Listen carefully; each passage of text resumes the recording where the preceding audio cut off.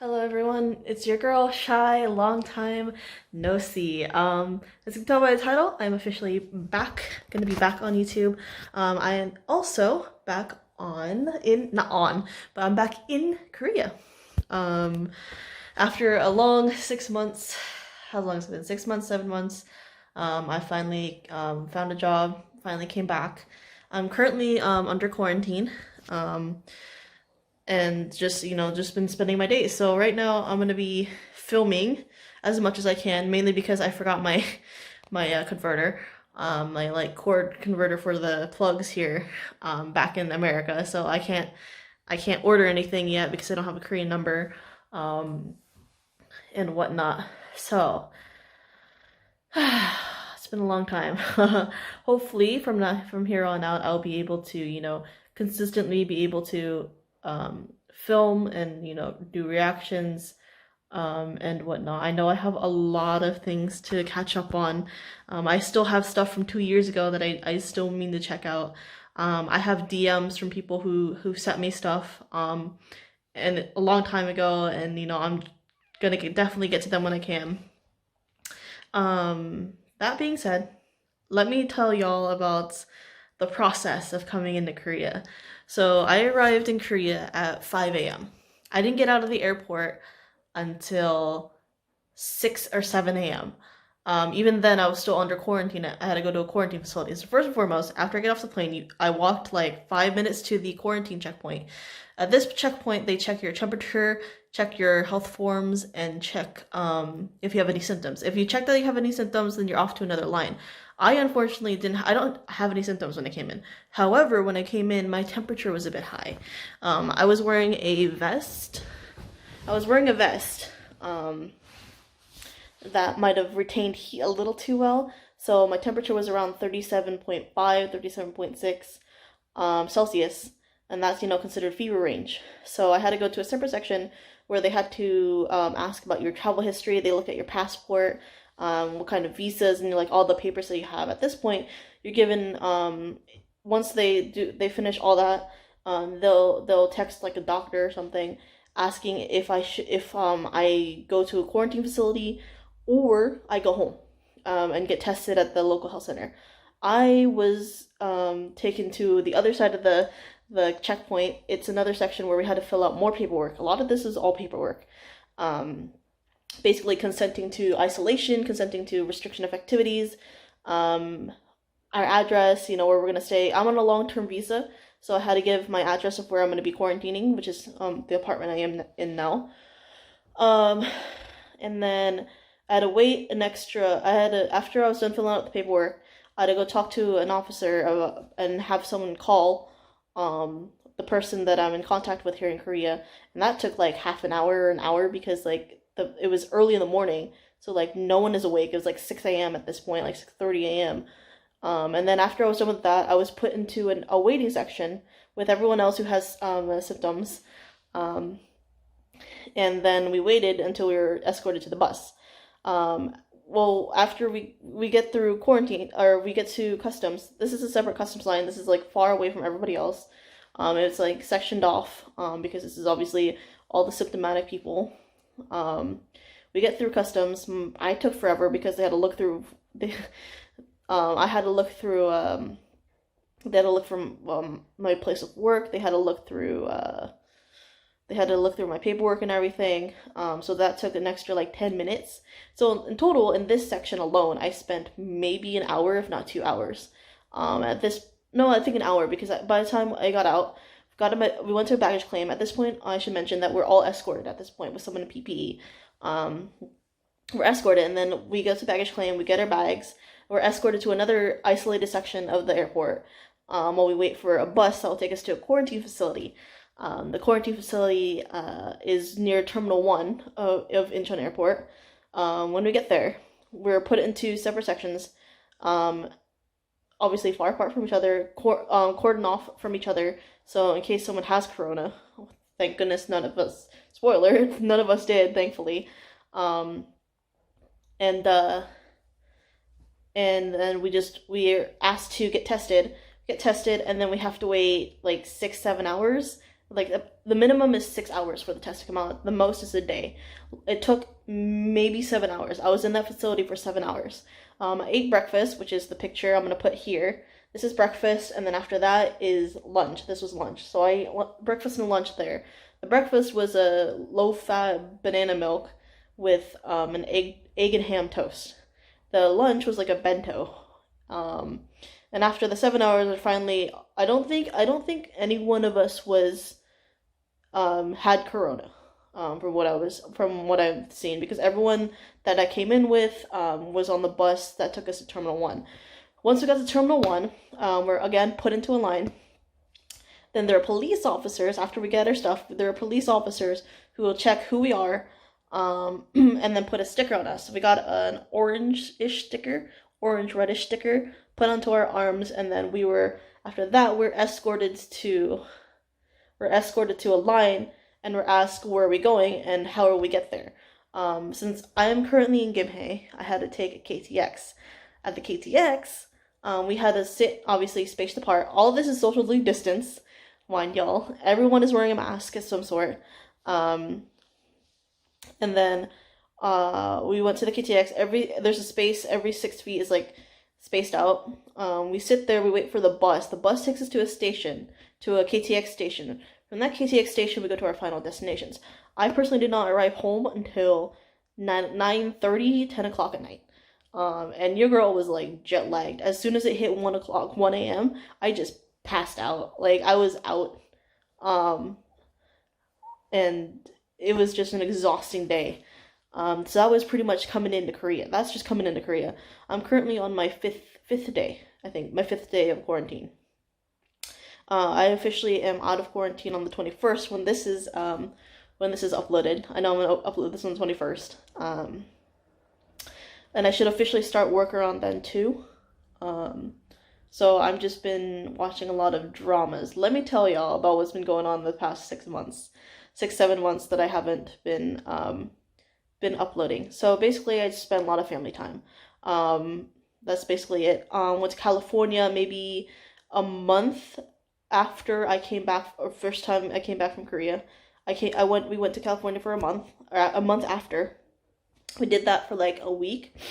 And then I stayed home. Didn't really go out unless we had to go grocery shopping, or we just go out to like the mall or something. But other than that, I pretty much stayed home. My brother came back to visit for a month back in August. He stayed for a month. We did a lot of family stuff, spent a lot of time because it's been, personally for me, since I was in Korea, I've been in Korea since 2018. I have not seen my brother in person since 2018 because he left for London a little bit after I left for Korea. So, I was supposed to do a video with him actually, but I was lazy and didn't do it. Hopefully there will be a time in the future where I'll be able to do a video with him. But for now, it's up in the air. So yeah, he came home, he left the end of September. Throughout all this, I'm still like sending my applications everywhere to a bunch of recruiters and whatnot to get a job in Korea. Other than that, I got my wisdom teeth pulled out.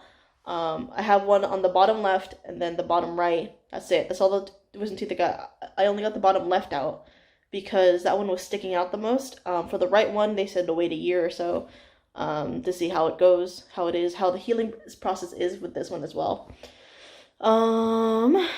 Other than that, nothing much.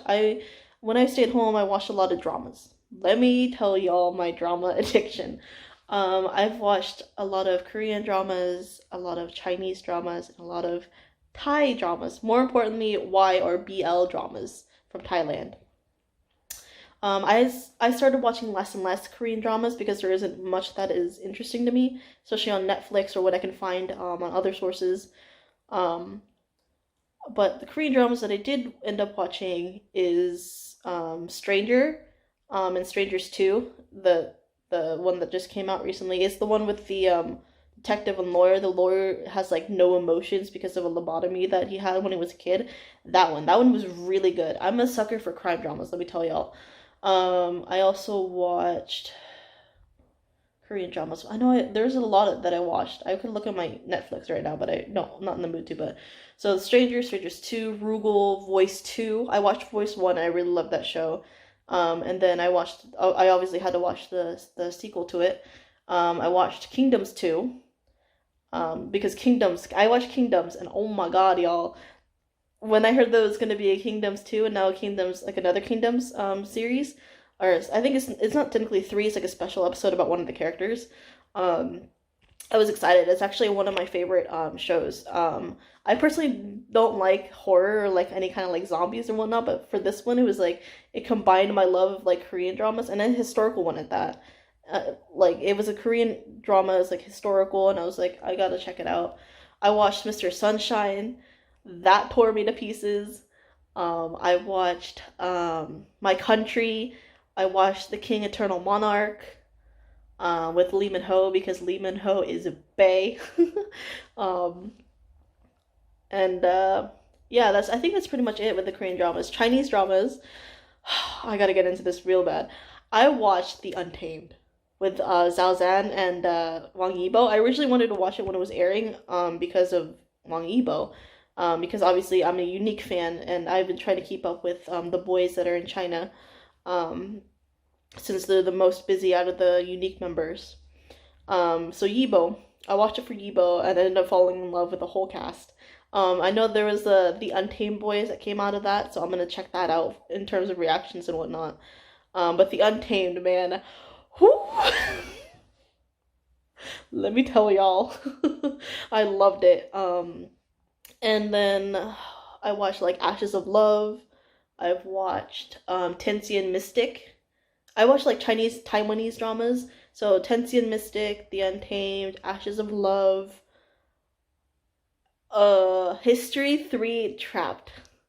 Y'all. I ended up caving in and watching it because I've heard so much about it. And my boss texted me, I'll have to reply to that. Um and um and yeah. History 3 Trapped, y'all. that that was just like, oh my God. I want to protect Kenny. That's what I want to do. Um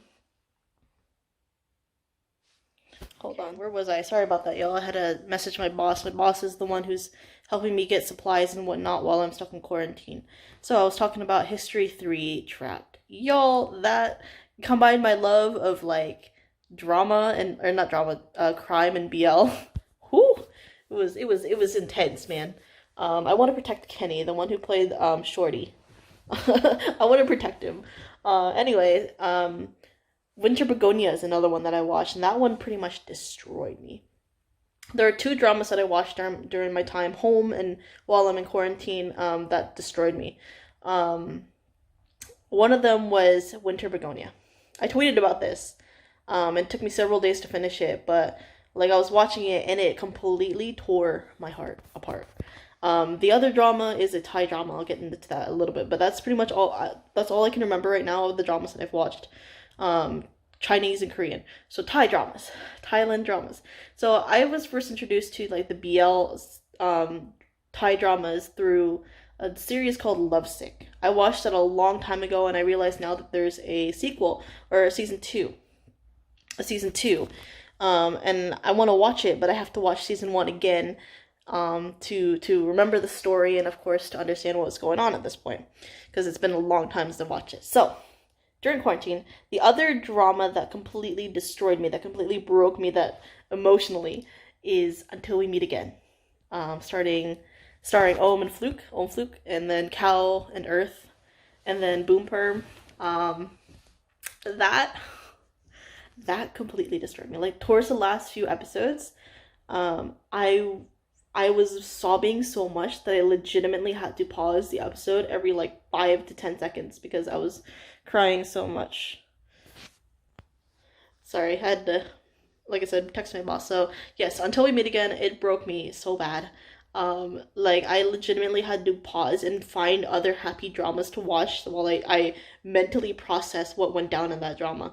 I'm actually kind of excited to see the sequel of it because it's gonna focus more on Win and Team or Boon and Perm, Boon Perm. I'm not sure if I'm pronouncing the name right, so I do apologize. But yeah, I'm excited for that one.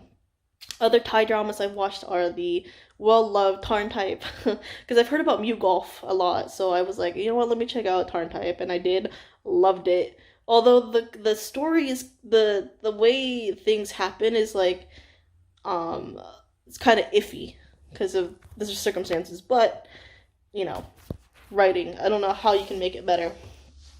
Anyway, I watched Love by Chance because I watched Love by Chance mainly because it's like I didn't really understand like Tarn Type is kind of like the side story of Love by Chance, because in Love by Chance it's like the same characters, but obviously different actors. But it tells a story of like everybody in that one. So yeah, Love by Chance 2, Two Moons and Two Moons 2. What else did I watch? Two Moons 2. Yeah, and just a whole bunch. Why the series, Oxygen the series. I'm watching the new ones too, like Tonhan Chocolate Tea. I'm watching that one. I have a bunch of them in my favorites that I plan on watching, and I'm also gonna start reacting to a lot of Thai actors slash singers, because I know a lot of the actors also do singing and have released some songs or are part of like project groups and whatnot. So I definitely do want to check them out, and I do plan on sharing it with you guys. So for those who are new to it, you can come along with my journey of expanding my music stuff. So yeah, with that being said, that's pretty much what I did throughout my whole time being home. I gained a lot of weight. I gained so much weight. I cut my hair too, recut it, but it's growing out more now. Um, but yeah, that's pretty much it. That's how I spent my quarantine, how I'm spending my quarantine actually, and whatnot. So yeah, I'm officially getting back into the swing of things, and we'll eventually get to all your requests. Like I said, I have some in my Instagram DMs that people have, there are two people who have messaged me on there.